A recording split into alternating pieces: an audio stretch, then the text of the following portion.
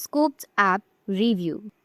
If you have a review of Scoopz App, then what you need to do is you can just simply open up your Google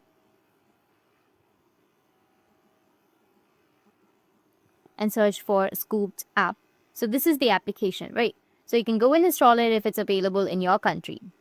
You'll find it on your Play Store or your App Store.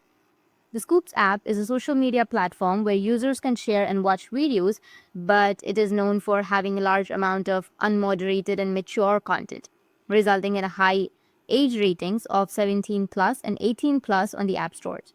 While it aims to be a place for authentic real life, real video content, this lack of censorship means much of the videos are not suitable for children.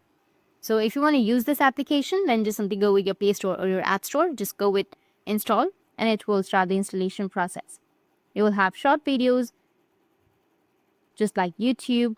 You'll have communities built for real stories. You can discover more that speaks to you. And you can post where the right people will see it. It's easy to share, easy to connect. And that's it. And if you have any questions, feel free to comment below. Thanks for watching.